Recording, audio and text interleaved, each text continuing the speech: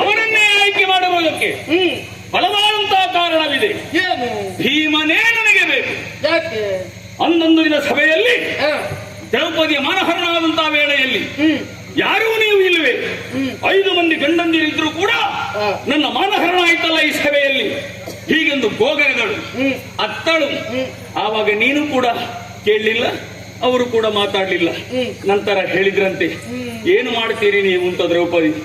ಆವಾಗ ಅವ ಹೇಳಿದ್ದಾನೆ, ಆ ಸಭೆಯಲ್ಲಿ ದ್ರೌಪದಿಗೆ ಮಾತನ್ನು ಕೊಟ್ಟಿದ್ದಾನೆ, ಆ ಕೌರವನನ್ನು ನಾನು ಕೊಲ್ಲುತ್ತೇನೆ ಹೀಗೆಂದು ಭಾಷೆಯನ್ನಿದ್ದವ.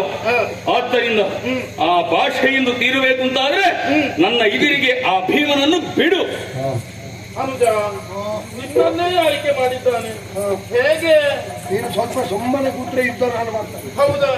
ಆಗಿತ್ತು. ಸರಿ.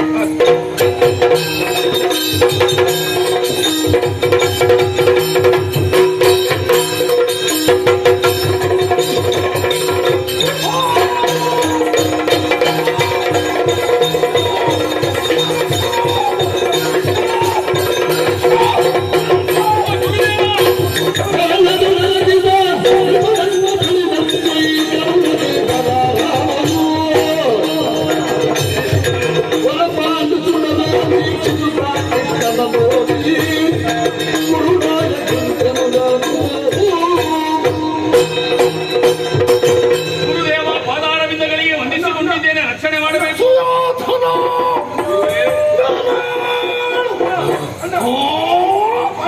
5 ಮಂದಿಗಳು ಜೊತೆಯಲ್ಲಿ ಕೃಷ್ಣ. ಏನಾಯ್ತಪ್ಪ, ಏನಾಯ್ತು? ಇದಕ್ಕೆಲ್ಲ ಇವನೇ ಕಾರಣ.